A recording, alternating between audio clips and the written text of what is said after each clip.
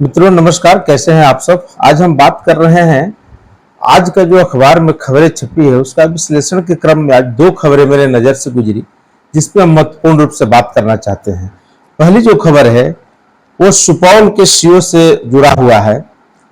क्योंकि बिहार सरकार में जब लोग नौकरी में आते हैं तो उनकी मकसद सेवा करना होता है, लेकिन नौकरी में आने के बाद मकसद कहीं ना कहीं बदल जाता है और ऐसे लोगों से न सिर्फ बिहार बदनामी होती है बल्कि उस काडर उस सेवा के लोग भी बदनाम होते हैं। तो आज हम बात कर रहे हैं सुपौल के सीओ के बारे में। सर्किल अफसर कहने को बहुत बड़ा ये पद होता है, जमीन जायदाद के मालिक होते हैं। इन्हीं के थ्रू सारे जमीनों का रजिस्ट्री से लेकर के म्यूटेशन से लेकर के बहुत सारे ऐसे कार्य होते हैं। ये रजिस्ट्री के पहले का ये सारे कागजात इन्हीं के जिम्मे होता है, इन्हीं को जांच पड़ताल करना पड़ता है। लेकिन हम कहते हैं ना कि जब जैसी परीक्षा पास करते हैं उसके बाद जब हम नौकरी पे आते हैं तो उसके बाद ये जो क्रम चलता है उसके बाद खेल क्या होता है। इससे न सिर्फ बिहार बदनाम होता है बल्कि अकूत संपत्ति कमाने वाले अफसर अपने साथ अपने परिवार को, अपने कई पीढ़ी को भी पीछे ढकेल देते हैं। ऐसा ही मामला हुआ है सुपौल के सीओ के साथ। मधुबनी और शेखपुरा दो जिलों में एसईबी की छापे पड़ती है। इसमें स्पेशल विजिलेंस यूनिट छापेमारी करती है और इस छापेमारी के दौरान पति पत्नी भी सीओ है, दोनों लोग पकड़े जाते हैं। मामले का खुलासा कैसे होता है? मामले का खुलासा तब होता है इनके पास अवैध संपत्ति अकूत कमाई इन्होंने की है, मतलब जितना वेतन है उससे अधिक इन्होंने कमाई की है, दोनों लोगों ने, पति पत्नी दोनों ने मिलकर। इसकी खुलासा तब होता है कि सुपौल के एक आरटीआई कार्यकर्ता जो है वो शिकायत करता है भूमि राजस्व विभाग में। संयुक्त सचिव अनिल पांडे उस शिकायत की जांच करते हैं और जांच के बाद इस सीओ को निलंबित कर देते हैं। सीओ मधुबनी जिला के हरलाखी ब्लॉक के झिटकी गांव के रहने वाले हैं सीओ।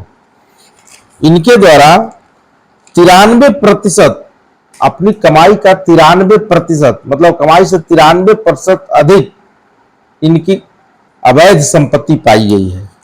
इसको लेकर के जांच हुई। गाड़ी का, घोड़ा का, सोना का, गहना का, ये सब का तो बात ही छोड़ दीजिए, 93% अधिक कमाई इनकी हुई है। शेखपुरा में पत्नी अंकु गुप्ता है और जो पति है वो प्रिंस राज, असली नाम उनका धर्मेंद्र है। मैट्रिक का फर्जी सर्टिफिकेट भी इन्होंने लगाया था, उसकी जांच अभी अलग से चल रही है पहले से ही। अभी निलंबित है, मतलब इनको सस्पेंड कर दिया गया है।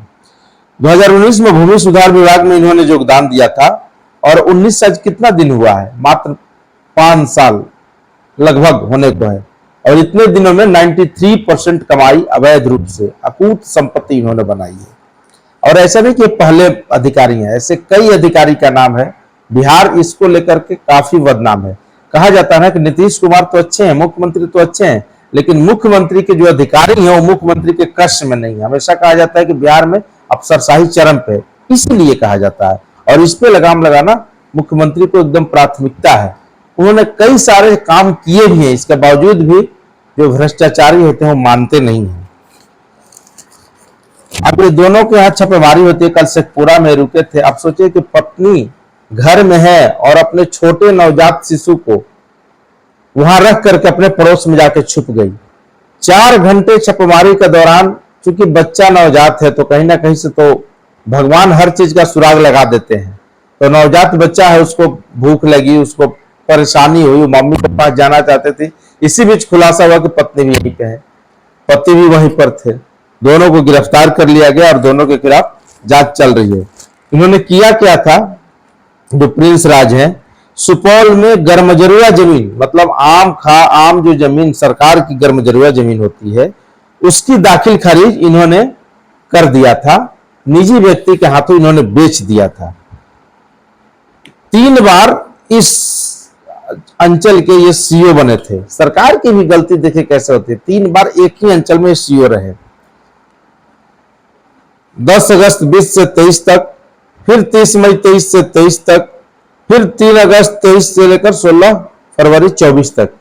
एक ही जगह पे ये सीओ रहते हैं। पत्नी अंकु गुप्ता अरियारी शेखपुरा बाजार में उनका मकान है। हजारीबाग में मकान, मधुबनी में निर्माणाधीन मकान। पत्नी के नाम से कई कार, बैंक खाते, मकान आदि संपत्ति की तो अब बात ही मत करिए। तो इस तरह से चीजें हुई हैं और इस तरीके से ये लोग बिहार को बदनाम कर रहे हैं। ऐसे लोगों पे सख्त कार्रवाई करके जेल में डाल देना चाहिए और ऐसा कार्रवाई करें कि आगे एक मिसाल बने। दूसरी